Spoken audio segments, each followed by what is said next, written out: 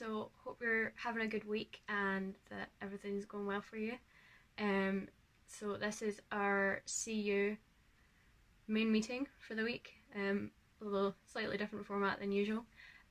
So just before we get on to our speaker, just to plug something to you that hopefully will be interesting. Josh, our Relay worker, is going to be starting up a book club style thing with him and some of the other Relay workers, based on some faith-based books. So hopefully he'll be posting about that later in the week, with more details of how that's going to work. But it would be great if loads of you would get involved and join in the Zoom calls to discuss the books that he's going to be talking about. And we're just going to pass over to Ian, who is going to talk to you about something that he's found encouraging this week that hopefully some of you would be involved in. Everyone, I'm Ian, and I'm just here to speak to you about the CU prayer triplets, which I've recently started up. I think they began just last week. And basically, all they are is small groups within the CU which can come together each week to pray and share with one another on a bit more of a personal level than, say, what happens at the weekly prayer meeting. Although you should still go to that if you can. I'm in one of these groups, and we met just for the first time at the end of last week. And it was great to just meet together with a bunch of the boys in the CU and just share what's been happening in our lockdown experience, what we've been getting up to, how we've been spending our time, but more importantly, what God has been teaching us, what we've been learning about Him, and how He's been using us in the lives of those around us. It was really exciting to hear how a few of the boys that I was in the group with were sharing their faith with family members or friends who don't yet know Jesus. And a real privilege to pray for the boys in the group, but also pray for those that they're sharing the good news of the gospel with. So I would really recommend these prayer groups. There's a Google Docs in the Facebook group, which I hope you're all part of, which you can sign up to. And you can sign up in a group. So if you've got a group of friends that you think would like to spend this time sharing and praying and encouraging each other, then please, by all means, sign up in a group. But you can also sign up as an individual, and then the CU will put you into a group. And each week there will be prayer points going out with the weekly meeting, which you can speak through in your group. But by all means, please use the time to share with one another what's been happening in your lives and how they can be praying for you and how you can be praying for them. And we hope that these prayer groups will really be helpful at this time, but not just at this time, but throughout the future as well. That the CU can really be a community where we are loving each other and looking out for each other and praying and supporting each other as we seek to bring the gospel to our friends and our families and those who don't yet know you. So I would highly recommend it. Please sign up in the Google Docs if it's something that you would like to do. Thank you. So before we pass over to our speaker Kenny, who's going to be talking to us about the Book of Mark, I'm just going to pray to start us off.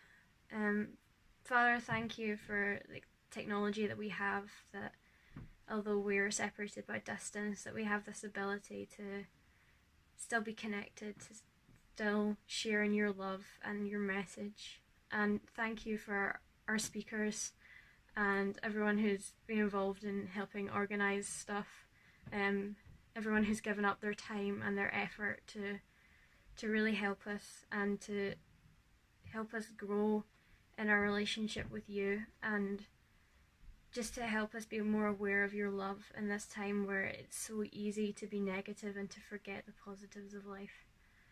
And I would just pray that you would really be with us, that we wouldn't forget your love and forget how you're supporting us through every moment of this, through every difficulty, through every obstacle that we are overcoming right now.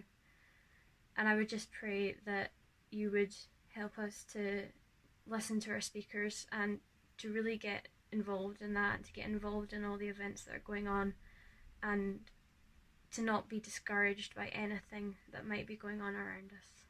Amen. Bible studies that you've got in front of you, I've written for you guys to use with your friends. Any friends who are interested, this is hopefully a helpful section of Mark's Gospel to work through with them. And I think one of the biggest reactions to coronavirus that I've seen amongst our friends, and what I'm reading online as well, is fear. That people are really afraid of all sorts of different things. And there's a sense in which coronavirus draws out people's deepest fears and makes them very real. So and I don't know if this is the case for people of your age, but certainly my generation and above, people are terrified, like literally terrified.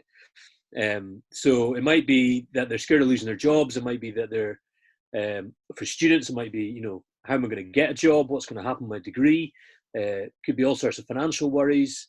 It could be the anxiety about your children's education, obviously about health, about sickness, about the possibility of death as well, worried about loved ones, and all sorts of things on what's going to happen post-coronavirus with the economy, etc., etc. So there's a lot of fear flying around, and fear might seem like a strong word, but actually the way it kind of manifests itself is in a lot of fairly normal things, just when we see extreme reactions to things. So think the last time you got just really frustrated with the situation you're in and not being able to do what you can normally do, the feeling of losing control over normal everyday life, maybe outbursts of anger at family members or flatmates for no apparent reason, heightened anxiety, and those kind of things often result from fear. And in terms of how do we respond to fear, so our culture talks a lot about having confidence and just believing in things, and usually believing in things that are more powerful than the thing that's making you afraid. So that could be, especially in our culture, that's to do with kind of self-confidence and just, you know, believing in yourself. But the problem with coronavirus is that almost all the things that we normally place our trust in, whether it be our own ability, our financial value, or our financial worth, or how good we are at our jobs or degrees or anything like that, all those things are taken away. So it raises the question of who can we trust to help us when we're afraid? Now, in the Bible, what the kind of the antithesis to fear is described as faith, and that's what these passages are all about. There are 4 passages here where we see Jesus opposing 4 different types of fear. So there's fear about nature, there's fear about evil, fear about sickness, and fear about death. And we can see that in each one, he says that the response is actually to have faith in him, as he's the one who can overcome fear, and actually only he can provide a life that is actually able to overcome. So yes, what I'd like to do is just, if you can turn to that page with the multicolored text on it, and I just want to talk through for you the way that Mark repeats himself through these stories. It's amazing if you work through the detail one by one, how much repetition there is in it. And the point of that is that Mark wants to underline the main things he's trying to communicate to us through each of the narratives. So if you read across the way, you can see what all the 4 different passages have to say about the main subjects, which are down the left-hand side column. And so if you worked your way through all 4 different passages, you should end up with a big table that looks a bit like this. So I just want to talk through this just to show you how relevant it is to coronavirus, and just generally to life, when people are afraid of different things. So the first one you see in the grey text there is what is causing the fear and what are the effects of it on the people who are underneath it.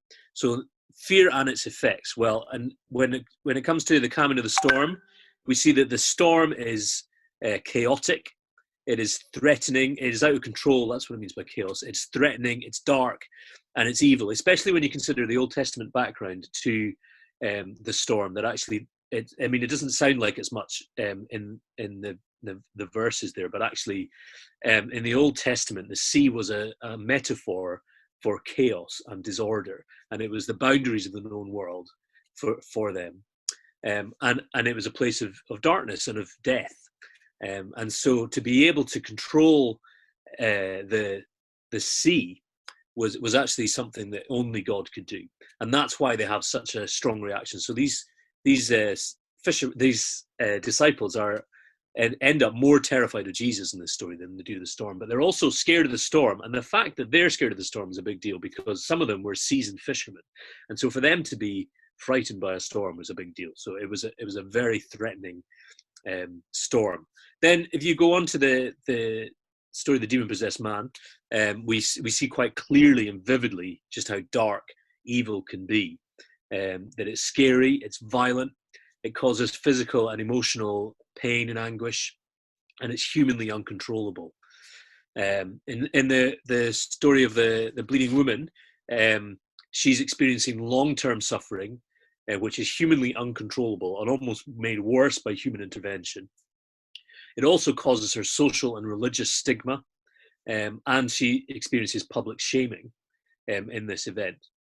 And then in the last one, you can it just has a little line about, in Jairus's house at the death of this little girl, there was a commotion and there was crying and wailing. And so the commotion is also a picture of disorder or chaos. Chaos, of course, is a big theme in the Old Testament for evil or sin. And there's also tears and there's loud cries. Now, it's interesting to compare the loud cries in that verse. I can't remember which verse it is, but if you compare it to verse 5, whereas the other place in these stories we've heard someone cry out with a loud cry, well, we see it in the man who's demon possessed. And so what Mark's doing is he's deliberately drawing a line, a connection between death, people observing the death of this little girl, and the man possessed by evil spirits. In other words, there is something intrinsically evil about death. It is wrong, and it is not part of the way that the world was meant to be. So you can see there that actually fear can be quite, well, it's a terrifying thing by definition, but you see the effects of it. And actually, to a certain extent, what we see there in fear is what it basically looks like to live in a world that is broken and that is marred by sin and that is feeling the effects of evil. And that's the world that we live in. It can be a very dark place. Now, depending on your experience of fear or of suffering or of maybe mental health issues or of grief, you'll know a little bit of the darkness of what that looks like. And that's, to some extent, some of the fear that people are feeling as a result of coronavirus. Okay, next one down, you'll see what I've called unfaith, or that means what does it look like in these stories to lack faith? And what I thought was really interesting is how amazingly contemporary these responses are. And actually, these are different responses you see in each of these stories to people being, people willingly rejecting faith in Jesus. And these are the different excuses they come up with, or reasons they have for not trusting Jesus. First one is the existential cry that the disciples say in the boat. They say, "Jesus, don't you care that we are drowning here?" And that's so often the existential cry of humans when we're in the midst of suffering is, well, why would I turn to God for help if he even exists? Because he clearly doesn't care. Because if he did care, I wouldn't be in this situation. Surely, doesn't he care about me? So that's one reason people reject God in the midst of suffering. In the second story, we see a lot of fleeing. So if you note the direction in the story, the people who don't trust Jesus, they flee. The evil spirits want to flee away from Jesus. The people ask Jesus to leave because they're terrified of him. So they want Jesus to leave them alone. Also a contemporary reason for people to reject Jesus. They just don't want to know anything about God. I've got an uncle who's like that, who was brought up in a Christian home and rejected it, and he just wants nothing to do with it. He just wants God to leave him alone. Third one, this is a little bit more hidden in these verses, but you can see when Jesus says, "Who touched me?" He wants to know who this woman was. And the disciples say to him, "Why are you bothering with her? You see all these people around you. How could you possibly complain about, or say, somebody touched me?" And I think there's an intrinsic in there is the idea that this woman has no worth in their society. And, she's too unimportant for Jesus to bother with. And certainly she may have been tempted to think that, why should I go and search out Jesus? I'm far too unimportant. I'm a complete social outcast. Why would he bother with me? Again, We hear people say that today. And actually, it's a classic response to shame in particular. So a lot of people would read this story of the bleeding woman as someone who's experiencing shame. She's been shamed in all sorts of ways. And that's a classic response to shame, or often when depression is attached to shame, people will say, well, I'm far too unimportant. Nobody cares about me, nor should they. And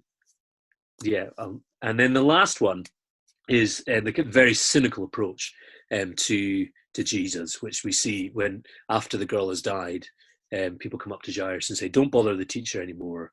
They're like, "What's the point? He can't do anything. The girl's dead." And then later on, when he says to them that actually she's not dead, she's sleeping, by which he means it's not that she clearly is physically dead, but he's saying that her death is only temporary. He's mocked for saying that. So it's really interesting. There's 4 different approaches to Jesus, 4 different statements of unfaith in Jesus, which are amazingly contemporary to today. Third thing, what do we learn about faith? Firstly, in the first one, we learn simply that faith means the absence of fear. Second one, in the demon-possessed man, you'll notice while everyone else is fleeing Jesus because they're terrified of him, he runs to Jesus and falls at his feet. And then later he begs to stay with Jesus. But when Jesus says, go and tell others, he does what he's told. And then the woman is a beautiful picture of faith. She hears of Jesus and she comes to him. She just knows that even just being near him is enough for her to be well. Oops, sorry. That's the end of the school day. But then she overcomes her fear, particularly when it says later on that she came to Jesus with fear and trembling. I think that's actually that she was afraid of the crowd, and because she's been so publicly shamed. But she overcomes that fear to fall before him and vulnerably shares everything, and then the truth is brought forth. A wonderful example of faith. And then in Jairus we see a man coming to Jesus, falling at his feet with great humility, begs for help, and again believes that his touch is enough. Now, what do we learn about Jesus? Well, firstly, how does Jesus overcome the source of fear? In each of these stories, he overcomes the source of fear either by speaking a word or by his touch. And both of those are profound things, that actually his word is powerful to heal people, and so is his touch as well. What else do we, and then you see the results are all immediate. Mark's very into the word immediately, and in each one the healing is totally immediate. It just happens straight like that. What else do we learn about Jesus? Well, in the story of the storm, we learn that he is the all-powerful creator God, who's in the form of a person in the disciples' boat. No wonder they're terrified of him. But we also see, particularly in the last 3, we see how much he cares for the individual. That he wants to know this demon-possessed man by name. That's really significant. He asks for his name. We're told that he shows mercy to him. You notice in the story with the woman that actually there's a question. He says, who is this person? And it's prolonged because of the disciples' cynicism in the middle. But Jesus, there's a sandwich there. He says, who is this person? And then there's a verse, 2 verses after, that says, I want to know who touched me. He looked her out. And he cares for the individual. He wants to know who she is. And that he offers peace. And then lastly as well, just the way that he relates. There's a couple of little details in his attitude to the girl. One is that he takes her by the hand. And then at the end, he tells her parents to go get her something to eat. And I think that's just demonstrates the way that Jesus always treats children in the Gospels. He cares for the little people, and he cares for their physical needs.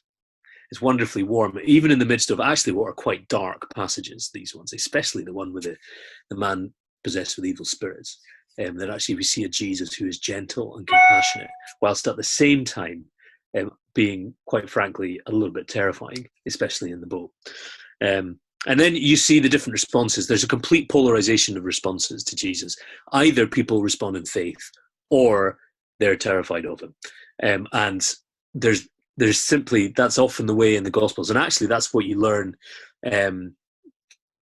the beginning of chapter 4, maybe not, but certainly that there's no neutral ground when it comes to Jesus. Either people are pulled towards him or they're repelled away from him. So there's a little summary of the things I just thought were really interesting in this passage and why they're relevant. And I think it's really helpful just to be thinking about, okay, how, if you were to read this through with a friend who's maybe interested, maybe you've done it on cover with somebody, maybe they want to find out a bit more, maybe it's worth going back to these passages and saying, do you know what are you worried about for the future? What are you concerned about with coronavirus? What are people around you worried about? What does Jesus have to say to that? What does it look like to respond to him in faith?